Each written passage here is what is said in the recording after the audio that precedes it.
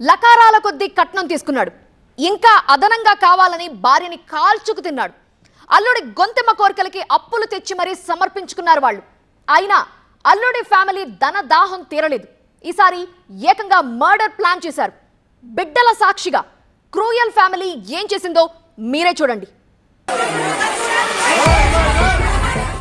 ఓ బాలింత మృతితో బాధిత కుటుంబం ఆగ్రహంతో రగిలిపోయింది. పోలీసులు ఎక్కడికక్కడ అడ్డుకున్నారు కాబట్టి సరిపోయింది, లేదంటే పరిస్థితి ఇంకోలా ఉండేది. నిజామాబాద్ జిల్లా జక్రాన్పల్లి మండలం తొర్లికొండ గ్రామానికి చెందిన పూజతో ఆర్మూరు పట్టణానికి చెందిన మక్కల సాయికి 7 ఏళ్ల క్రితం వివాహం జరిగింది. 10 లక్షల నగదు ఇతర లాంఛనాలతో పెళ్లి ఘనంగా చేశారు పూజ తల్లిదండ్రులు.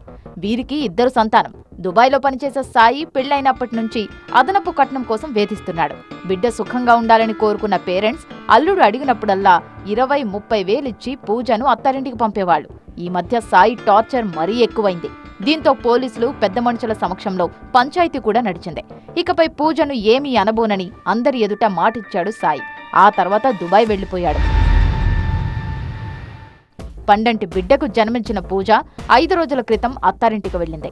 రాత్రి భోజనం చేసి నిద్రలోకి జారుకునే క్రమంలో డోర్ లాక్ బ్రేక్ చేసి లోపలికి వెళ్లారు. వెళ్తూనే అత్త, ఆడపడుచు, మరిది కలిసి పూజపై దాడి చేశారు. ఈ దాడితో స్పాట్లోనే చనిపోయిందామె.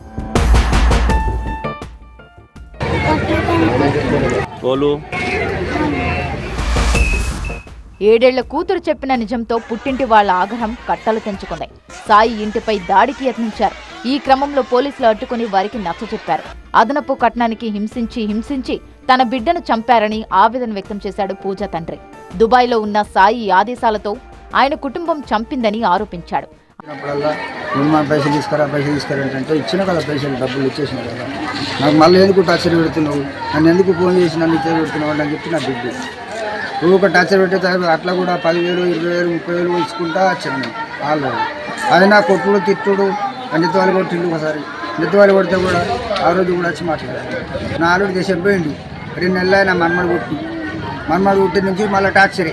నా అల్లుడు ఫోన్ చేస్తేనే ఆమె చంపారని అని చెప్తేనే నా బిడ్డను చంపేసి. అన్యాయంగా పూజను బలి తీసుకున్న సాయికి ఉరిశిక్ష వేయాలని డిమాండ్ చేశారు బంధువులు.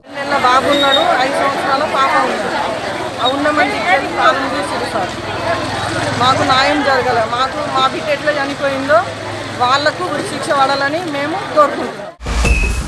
బాధిత కుటుంబం ఆరోపణల్లో నిజమెంత? ప్లాన్డ్గా అత్తారింటికి వెళ్లగానే పూజపై దాడి చేసి చంపేశారా? ఇంత జరుగుతున్నా సాయి కుటుంబం ఎందుకు స్పందించడం లేదు?